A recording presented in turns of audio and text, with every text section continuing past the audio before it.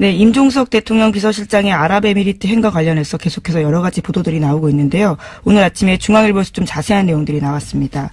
UAE 왕세자가 날짜를 지정하면서 요청돼서 결정된 일정이다라고 여권 핵심 인사가 밝혔다라는 건데요. 이 인사의 발언을 인용한 보도를 보면요.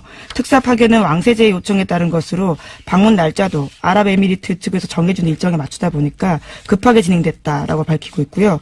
양국 간의 시급한 관계 개선이 주목적이었다라고 말하고 있습니다. 처음으로 좀 구체적인 여러 가지 설들이 나오다가 이건 이제 양 국가 간의 외교적 차원에서 벌어진 일이기 때문에 그 자리에 참석하지 않은 사람들은 알 수가 없어서 추측 보도만 나오다가 좀 구체적인 내용이 처음으로 나왔네요. 이게 이제 자유한국당에서는 처음부터 임종석 비서실장이 아랍에미레이트로 날아간 직후부터 계속해서 이게 바로 이명박 전 대통령 뒤를 캐려고 하다가 이런 일이 벌어진 게 아니냐, 혹은 뒤를 캐러 간 거 아니냐, 그런 얘기를 끊임없이 주장을 했었죠, 근데 여기 지금까지 나온 보도로 보면, 거꾸로 UAE 측 요구로 갔다. 급하게 일정을 잡아서 갔고, 그리고 주 목적은 양국 간의 시급한 관계 개선이다. 이렇게 나오고 있는데, 이 이상은 이제, 적어도 왕세제를 만나봤기 때문에 우리 쪽에서는 대통령 비서실장이 갔고 외교 차원에서 벌어진 일이라 더 이상 청와대에서는 뭐가 안 나올 것 같은데요. 제가 나름대로 또 취재한 바로는 저도 가끔 취재를 합니다. 나름대로 취재한 바로는 이명박 전 대통령 뒤를 캐기 위해서 왕실로 간 거 아니냐, 그러다가 발각돼서 간 거 아니냐 라는 자유한국당의 주장이 있지 않습니까? 계속 그런 주장을 하고 있습니다. 자유한국당은 처음부터 이 프레임을 잡았어요. 정치보복 프레임이죠, 이것도. 정치보복 하려고 하다가 지금, 외교 관계까지 지금 탈난 거 아니냐, 이런 정치보복 프레임을 동원했는데, 여기서 주목할 것이 두 가지입니다. 하나는 해명 중에 보면, 이명박 정부 때 이제 UAE하고 관계가 원전 때문에 긴밀해졌지 않습니까? 그런데 박근혜 정부 들어와서는 UAE 쪽에서 예를 들어서 고위급 인사가 와서 현역 때 만났던 그러니까 이명박 전 대통령을 만나려고 해도 박근혜 정부 시절에는 일정을 안 잡아줬대요. 안 잡아주고 대신 현 정부의 총리를 만나고 가라. 당시 현 정부라면 박근혜 정부. 당시, 박근혜 정부의 그런 식으로, UAE와 관계가 소원해졌다고 해요. 거기까지 제가 들은 이야기고. 그러면 이번에는 왜 갑자기 갔느냐, 저쪽의 요구에 따라. 그거는 결정적인 사건이 뭐였냐면, 이명박 전 대통령이 갑자기 바레인에 가잖아요. 네, 그랬죠. 12월 달에. 굉장히 시급한 상황이었는데, 시급한 상황이었다는 거는 다스는 누구 겁니까가 폭발적으로, 보도되고 할 때였는데, 바레인에 뜬금없이 강연을 간다고 하셨죠? 그 이후로 UAE가 갑자기 여러 가지, 항의를 현 정부에 했다. 이명박 전 대통령이 바레인에 갔을 때, 그러니까 정치 보복을 하다가 UAE가, 관계가 나빠진 게 아니라, 이명박 전 대통령이 바레인에 갔을 당시에 무슨 일이 일어났다. 이거는 제가, 전후 사정을 취합하다가, 저의 추정입니다. 이것도 역시 참석해 보지 않았기 때문에 이 고위급의 만남에 이명박 전 대통령이 뭐라고 했어요. 네, 12월 달이 아니고 11월 달에 갔습니다. 제가 날짜 잘못 말씀드렸는데. 뭔가 이간질을 했어요. 뭔가 이간질을 가서 하고 그 얘기를 들은 UAE는 이명박 전 대통령의 예를 들어서 다스 관심 없어요. 당연히. 그게 아니라 뭔가 이간질을 한 것 같다. 그리고 그 프레임에 딱 맞춰서 자유한국당이 정치보복이라고, 여기까지가 제가 추정한 겁니다. 뭔가 했습니다. 바레인에 갔을 때. 이건 제가 좀 더 취재해보고, 예. 구체적인 게 있으면 다시 이야기하기로 하고. 여간 언론에서 보도 안 되는 것 중에 하나가 이명박 전 대통령의 바레인 행. 전후에서 이런 일이 갑자기 벌어진 거거든요. 뒤로. 그때 뭘 했어요. 뭘 했어요, 아마. 본인이 살려고 뭘 한 것 같습니다. 자, 다음 순요. 네, 다스 실소유주와 정호용 전 BBK 사건 특별검사에 대한 고발 사건 기억하실 텐데요. 아직 기초조사조차 이루어지지 않았다라고 오늘 아침 한겨레 신문이 보도했습니다. 검찰이 고발장 접수 뒤 2주가 되도록 고발인 조사조차 하지 않았다라는 건데요. 정호용 전 특검의 공소시효는 2달 남짓 남았다라고 합니다.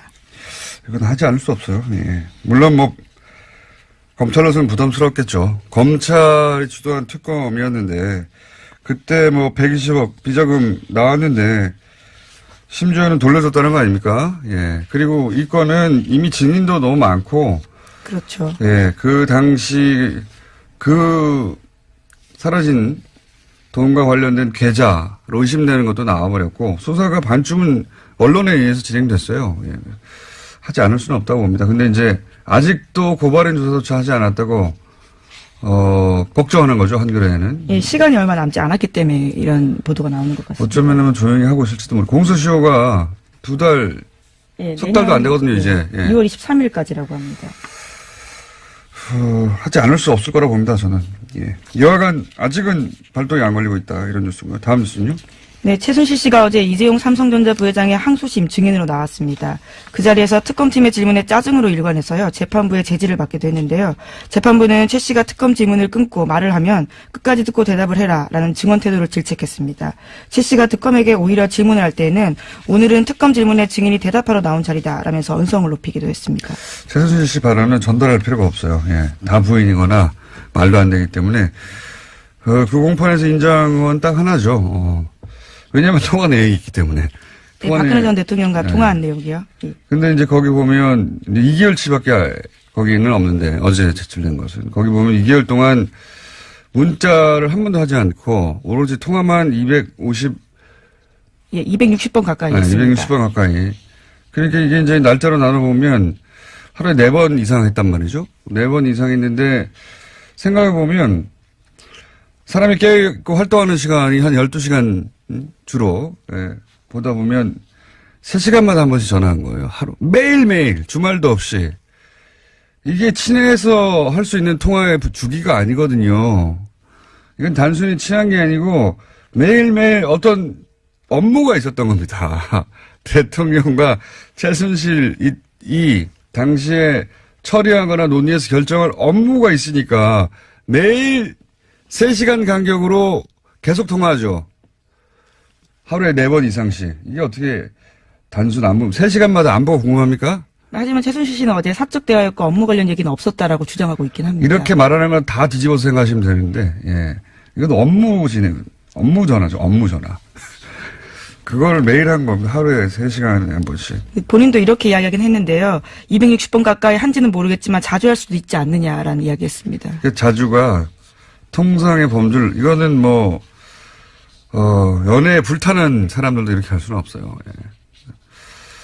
만약에 연애로 3시간에 한 번씩 매일매일 이렇게 온종일 1년 내내 한다면 미친 거죠. 이 업무였다. 자, 다음 순요. 네, 지난 정부에서의 문화계 블랙리스트가 감사원 결과보다 6배 이상 많다라는 발표가 나왔는데요. 그러니까 2,670건에 달한다라는 겁니다. 문화체육관광부 산하의 민간합동 진상조사위에서 어제 발표한 내용인데요. 이것도 중간조사 결과에 불과합니다. 여기에는 새로운 작품들이 또 들어가 있는데요. 최승호 MBC 사장의 다큐멘터리 자백, 장강명 작가의 소설 한국이 싫어서 등이 포함됐습니다. 이게 이제 국정원 아이오 정보관이 와서 요구했다는 거 아닙니까? 예를 들면 영화 같은 경우는 영화진흥위 와가지고. 예. 네, 구체적인 진술도 있습니다. 국정원 비판한 내용이 있기 때문에 가장 큰 문제가 된다. 이렇게 이야기했다고 합니다. 그런데 이것도 역시 진상조사위 외부에서 만들어진 위원회가 감사원 결과보다 더 많이 밝혀내고 있거든요. 국방부도 마찬가지입니다. 예. 국방부 무슨 용관의 통뼈입니까? 다 대한민국 내부에 있는 감시를 받아야 되는, 네. 군이라고 해서 다 빠져나가고 하면 안 되는 거, 절대 안 되는 거죠. 그래서 숨어서 그런 것만 조직 만든 거 있잖아요. 거기가 아니 숨겨가지고 군에 그 특성을 이용해서. 처음부터 다시 시작해야 돼요. 예. 어쨌든 감사원 감사 결과보다 몇 배나 많은 숫자가 있더라. 예, 국정원이 그렇게 했다. 뉴스고요. 예. 자, 시간이 별로 없기 때문에 리얼도 있고. 자, 네, 제목만 말씀드릴까요? 제목만 해도 우리가 제목만 말하고 끝나진 않잖아요. 네. 잘 골라서 예. 하나 두 개 정도 얘기해 주세요. 네, 삼성 이건희 회장의 차명 계좌에 대해 과세해야 한다는 정부의 자문기구 결정이 나왔는데요. 삼성 특검 수사에서 드러난 차명 계좌 양만 4조가 넘습니다. 이에 대해서 처음으로요, 정부가 이것을 과세해야 된다라고 밝힌 겁니다. 이것도 위원회예요. 그렇죠. 금융위는 사실상 삼성 편이었거든요. 예. 과세의 액수가 결국 금융위의 주장대로 하자면 얼마 되지도 않는 4조 4천억 전체 대상이 아니라 이었는데 역시 여기도 마찬가지로 외부 금융위가 그거 아니다. 자문기구죠, 자문기구. 예, 정부 자문기구인데요. 금융행정혁신위원회에서 결정했습니다. 위원회, 금융위는 당국은 정부 당국은 금융당국은 삼성 편의 결정에 가깝게 했다면 위원회가 나서서 그거 아니지 않냐고 국방부 다시 해야 된다니까 이런 식으로. 그래서 삼성에 대해서 제대로 과세하라는 위원회 결정이 권고사항이 나왔고요. 하나만 더 하면.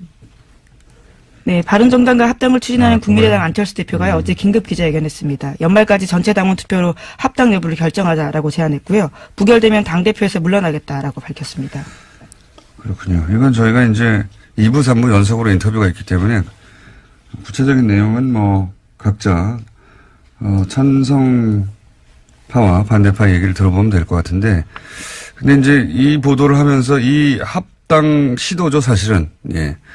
통합은 원래 같이 있다가 헤어졌다가 다시 만날 때 그런 표현을 쓰는 게 적합한 것 같고, 이건 서로 완전히 다른 당이 합당하는 거죠. 합당 시도라고 부르는데 저는 이 합당 시도의 성격 규정을 안 해줘서 저 나름대로 성격 규정을 해보자면 성격 규정이 제일 중요한 것 같은데 이거는 보수 재편이죠. 보수 재편.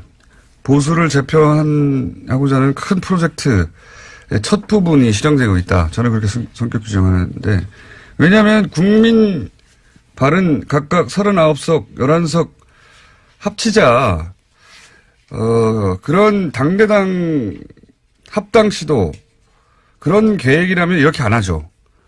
왜냐하면 보통 합당은 몸집 부풀리기거든요. 근데 11석, 39석이 지금같이 진행돼서는 그대로 유지되기 어렵단 말이죠. 오히려 거꾸로 당이 쪼그라들 수도 있어요. 합당을 해놓고 원래 당보다 숫자가 줄어들면 합당할 이유가 없잖아요. 그러니까 이건 당대당 합당의 차원에서 보면 안 되고 그렇게 해서 그리고 있는 목적하는 뭐가 뭐냐. 보수 재편이라고 하는 큰 프로젝트의 일환인데 여기서 이제 중요한 건 안철수 대표 혼자서 그런 큰 프로젝트를 다 할 수 있느냐? 없거든요. 당연히. 사실은 그런 큰 프로젝트에 포함될 사람, 저쪽에서도 유사한 그림을 그리는 사람들이 있고 그 이해하고 안철수 대표 이해가 맞아떨어진 거다. 정치가 혼자 되는 게 아니기 때문에. 그런 관점에서 이 시도를 봐야 한다.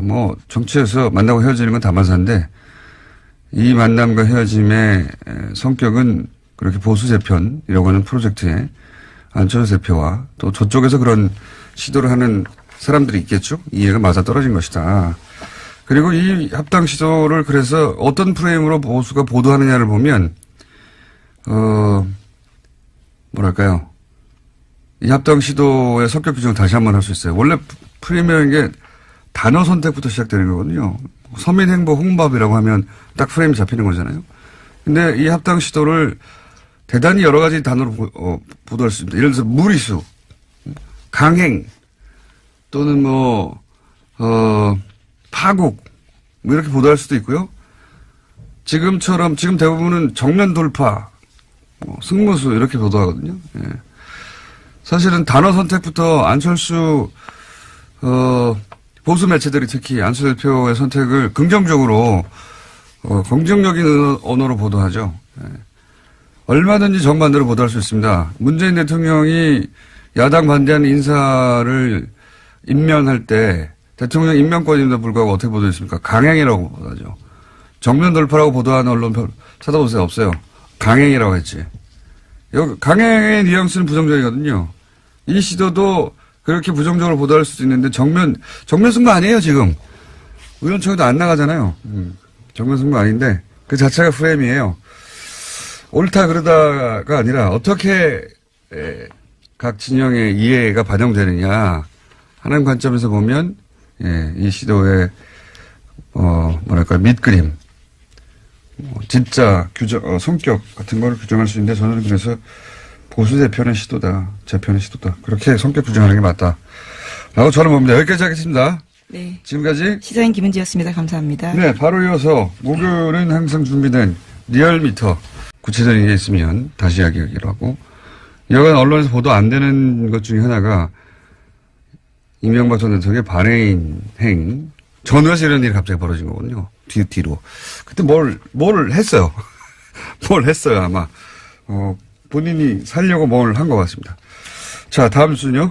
네, 다스 실소유주와 정호용 전 BBK 사건 특별검사에 대한 고발 사건 기억하실 텐데요. 아직 기초조사조차 이루어지지 않았다라고 오늘 아침 한겨레 신문이 보도했습니다. 검찰이 고발장 접수 뒤 2주가 되도록 고발인 조사조차 하지 않았다라는 건데요. 정호용 전 특검의 공소시효는 2달 남짓 남았다라고 합니다. 이건 하지 않을 수 없어요. 예. 물론 검찰로서는 부담스럽겠죠. 검찰이 주도한 특검이었는데 그때 120억 비자금 나왔는데 심지어는 돌려줬다는 거 아닙니까? 예. 그리고 이 건은 이미 증인도 너무 많고. 그렇죠. 예. 그 당시 사라진 돈과 관련된 계좌로 의심되는 것도 나와버렸고 수사가 반쯤은 언론에 의해서 진행됐어요. 예.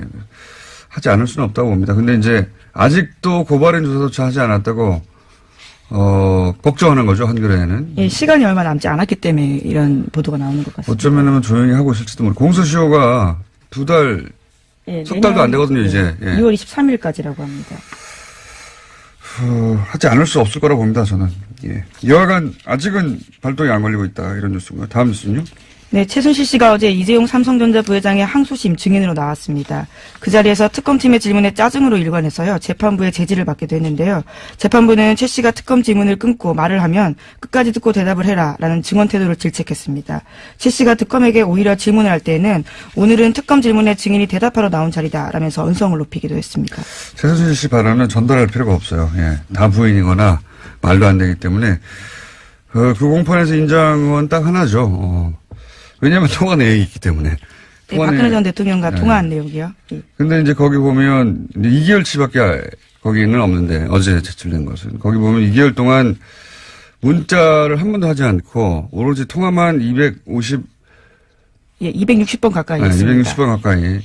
그러니까 이게 이제 날짜로 나눠보면 하루에 4번 이상 했단 말이죠. 4번 이상 했는데 생각해보면 사람이 깨있고 활동하는 시간이 한 네, 임종석 대통령 비서실장의 아랍에미리트 행과 관련해서 계속해서 여러 가지 보도들이 나오고 있는데요. 오늘 아침에 중앙일보에서 좀 자세한 내용들이 나왔습니다.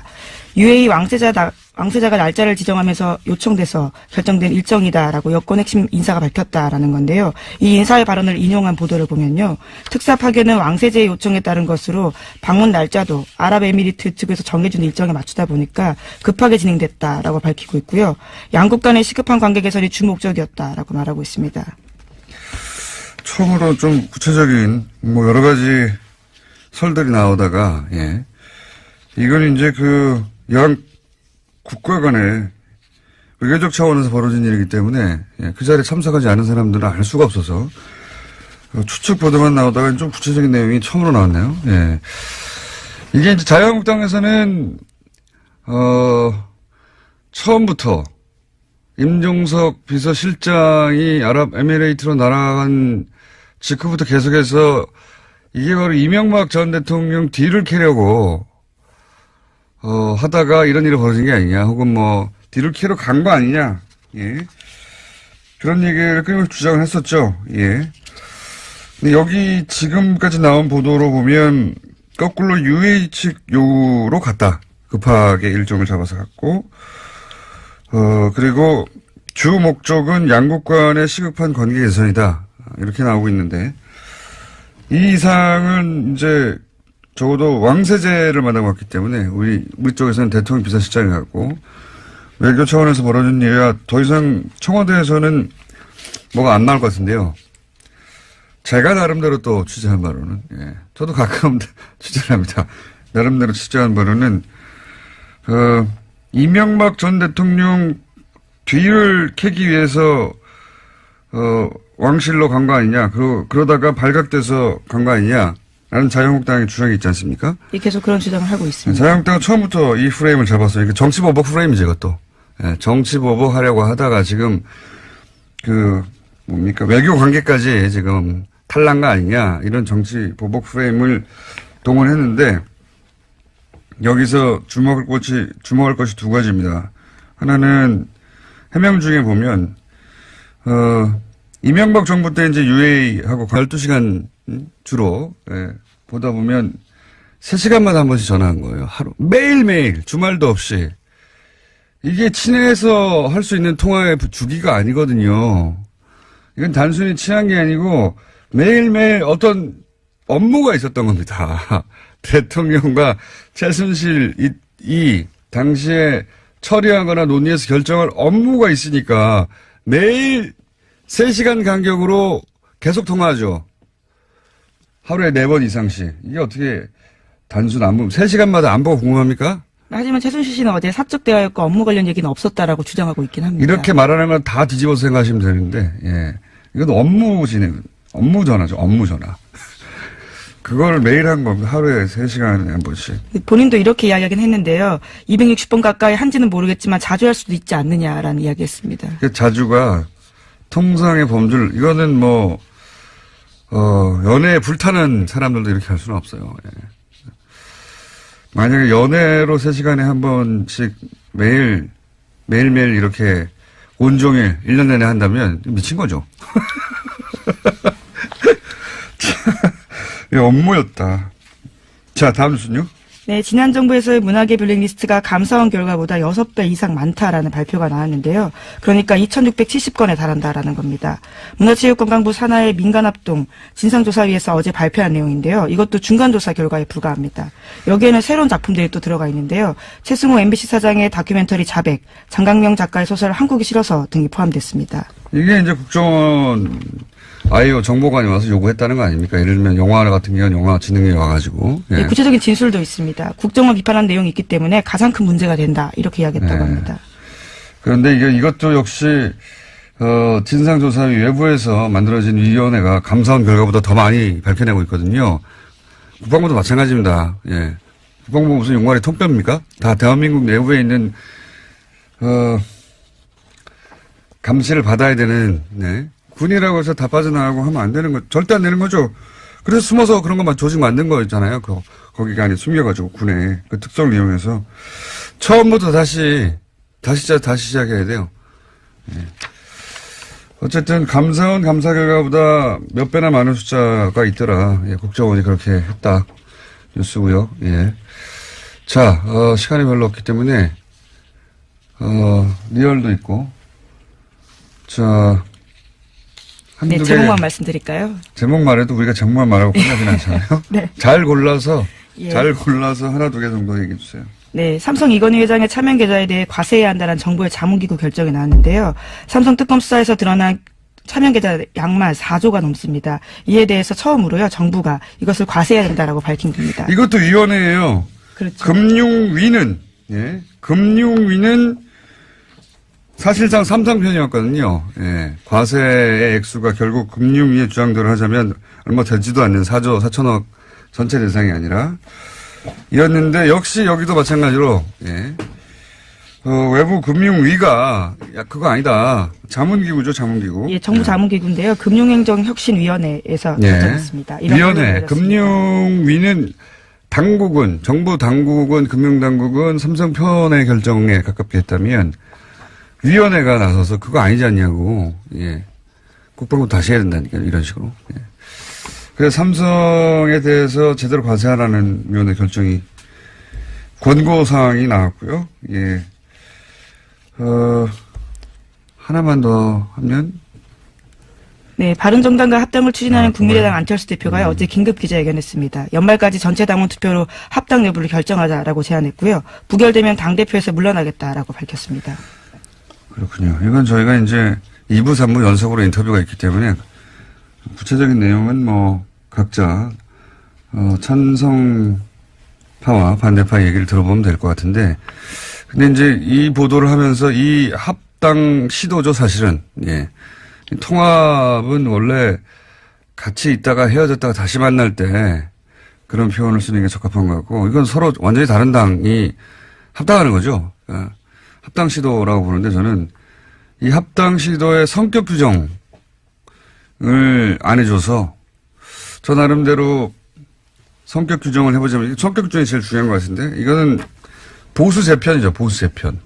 보수를 재편하고자 하는 큰 프로젝트의 첫 부분이 실행되고 있다. 저는 그렇게 성격 규정하는데, 왜냐하면 국민 바른 각각 30개가 원전 때문에 긴밀해졌지 않습니까?